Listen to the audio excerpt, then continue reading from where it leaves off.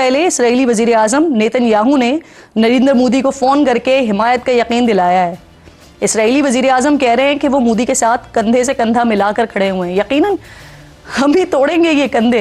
आ रहा है कि जो इजराइल है वो इंडिया की मदद कर रहा है, और वो ऐसे कि कुछ इजरायली कह रहे हैं कि कोई 10-12 इजरायली गेस्ट या मेहमान जो हैं वो दे अराइव्ड इंडिया पहुंचे हैं। या कुछ ना कुछ बड़ा होगा, क्योंकि मोदी ने अब तक जो किया है वो काफी नहीं समझा जा रहा और मोदी पे बहुत ज्यादा दबाव आ रहा है। 48 आवर्स पाकिस्तान ये एंटिसिपेट कर रहा है कि भारत कुछ करेगा।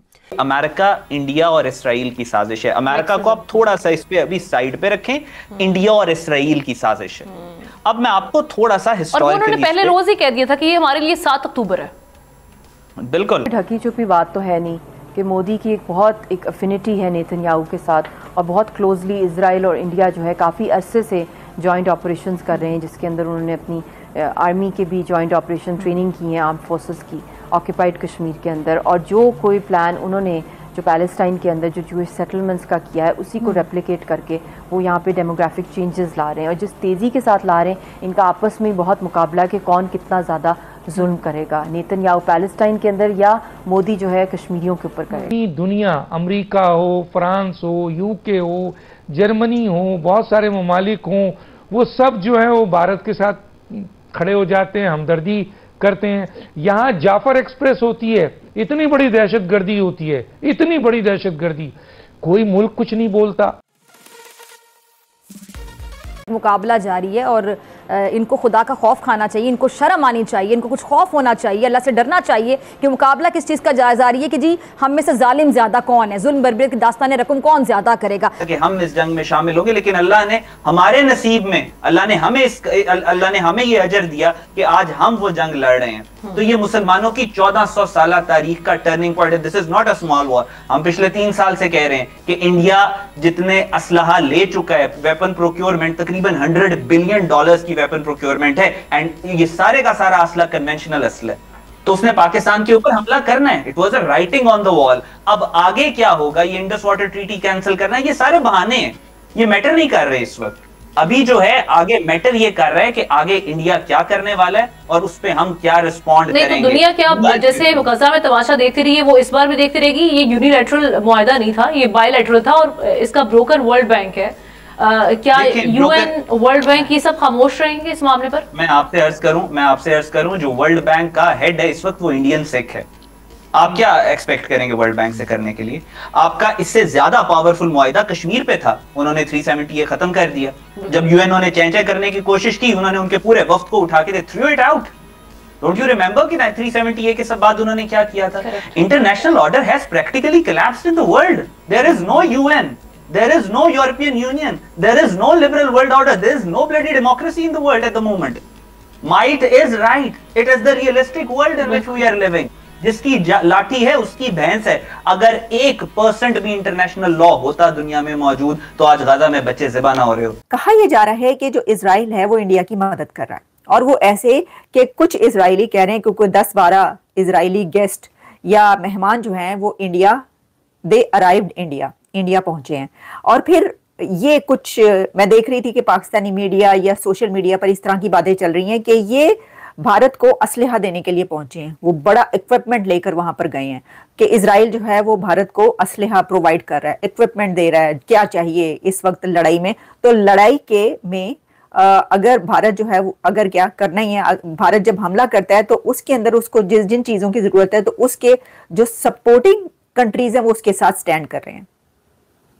अब आप कहेंगे कि उसका सपोर्टिंग कंट्री कौन कौन है, तो मैं कहूंगी कि सवाल ये ना करें, सवाल ये करें कि उसका सपोर्टिंग कंट्री कौन नहीं है फिर ठीक होगा, क्योंकि भारत के सपोर्टिंग कंट्री तो सभी हैं, कौन नहीं है, सभी से उनके ऐसे जबरदस्त रिलेशंस है, तो उनको तो फिर वो सपोर्ट तो मिलेगी। अच्छा, फिर ये भी कि सिर्फ इजराइल नहीं बल्कि और भी कुछ कंट्रीज के नाम नहीं। देखिए, एक तो बात ये कि अगर आपके कंट्री में इजराइल से किसी का आना जाना बंद है और यहूद और नसारा की वो साजिशें आप चलाते रहते हैं और ना आप खुद इजराइल जाते हैं, और पासपोर्ट पे भी आपने फजूलियात किस्म की वो लिखवाई हुई हैं कि जी पासपोर्ट जो है वो उसके वहां पे नहीं जा सकते आप इस पे, तो दूसरे कंट्रीज के साथ तो ऐसा नहीं है ना। इंडिया का तो इजराइल बहुत ही जबरदस्त दोस्त है और इजराइल से लोग इंडिया आते भी रहते हैं और इंडिया से इजराइल जाते भी रहते हैं। ये आपके लिए एक अजूबा बात है नॉर्मल कंट्रीज के लिए ये कोई ऐसी बात नहीं है, इजराइल में ट्रैवल करना और वहां से जाना। तो हो सकता है वो वैसे ही पहुंचे हो, मतलब इजराइल से क्या,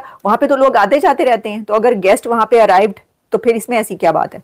ओके, वो तो यानी ठीक है, एक ऐसी सिचुएशन में कि जब हमला होने वाला हो तो तब तो हर तरफ ही बंदा सोचता है ना कि अच्छा ये अगर वहां पर पहुंचा है तो इसका मतलब है कि हमारे खिलाफ मदद करने आ रहा है, क्योंकि हम तो हमास के लिए जो है वो रैलियां निकालते रहे आप लोग। अब आपके कंट्री में जब हमास की सपोर्ट की जाएगी और इजराइल के खिलाफ जो है वो रैलियां निकलेंगी, जुलूस निकलेंगे, वहां पे मौलवी जो है वो क्या कहें कि दमादम मस्त कलंदर करते रहेंगे और ईंट से ईंट बजा देंगे, और फिर वहां पर यूरोपियन कंट्रीज इजराइल के खिलाफ जो है वो आप वो करेंगे बाइकआउट चीजों का, ये करो, ये कुछ होता रहा वहां पर। तो फिर ऐसी सिचुएशन में ऐसा कंट्री आपके साथ खड़ा होगा या अपने दोस्त के साथ खड़ा होगा? वो तो कहेंगे, उनका तो इस वक्त बनता है कि इन्होंने हमारे साथ, जब हमारी जंग हो रही थी इजराइल और हमास की, तो मौलाना फजलुर रहमान ने किसको बुलाया था? इस्माइल हनिया को वहां पर, और तकरीरें हुई थी, तो ये तो मौका मिला इजराइल को।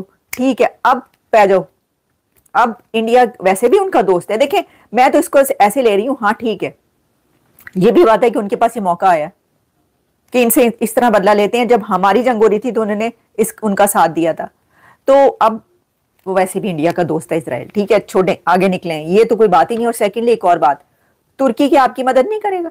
चीन आपकी मदद नहीं कर रहा, चाइना से आप मदद को कहेंगे ना? ऐसी सिचुएशन में अमेरिका से जो बड़े अच्छे ताल्लुकात थे, तो वो बहरी बेड़ा जो है वो अमेरिका से आपने बुलवाया था ना, एक रिक्वेस्ट की थी कि भाई भेज दें। तो इसी तरीके से जिसका जो अलाय होता है, जिसका जो दोस्त होता है, वो उसकी मदद करता है। आपके जो दोस्त हैं, ऑब्वियसली पाकिस्तान के जो दोस्त हैं, उनसे जो है वो चाइना, टर्की, जो भी हैं एक दो, उनसे जो चाहिए होगा आप भी लेंगे। लेकिन एनीवेज इंडिया को किस चीज़ की है ज़रूरत? कहने का मकसद ये कि इतना हर किस्म का हथियार और हर तरह का वेपन और हर तरह के एयरक्राफ्ट्स और इक्विपमेंट तो उनके पास ऑलरेडी मौजूद है। वो तो पहले ही S-400 से लेकर क्या क्या कुछ है। तो जय हिंद दोस्तों, आपका फास्ट नॉलेज फैक्ट में स्वागत है। प्रधानमंत्री नरेंद्र मोदी ने गुरुवार को इजराइल के प्रधानमंत्री बेंजामिन नेतन्याहू से बात की है। यह बातचीत पहलगाम आतंकी हमले के बाद हुए इजराइल ने भारत में हुए इस आतंकी हमले की निंदा करते हुए भारत के साथ खड़े होने की बात कही है। विदेश मंत्रालय ने कहा कि इजराइल के पीएम बेंजामिन नेतन्याहू ने भारत के पीएम नरेंद्र मोदी से फोन पर भारत की सरजमी पर हुए इस आतंकी हमले की सख्त निंदा की और उन्होंने भारत के लोगों और पीड़ित परिवारों के साथ एकजुटता जताई है। पीएम मोदी ने सीमा पार हमले की बर्बरता के बारे में बताया और दोहराया कि भारत हमले के जिम्मेदारों और उनके समर्थकों को न्याय के कटघरे में लाया जाएगा। इसके अलावा नेतन्याहू ने 2 एयरक्राफ्ट भी भारत में भेजे हैं। यह अभी पता नहीं चल सका है कि उसमें क्या थे, लेकिन यह सब देख पाकिस्तानी मीडिया काफी ज्यादा हैरान है और भारत पर इंडिया इजराइल की दोस्ती पे रो रहा है।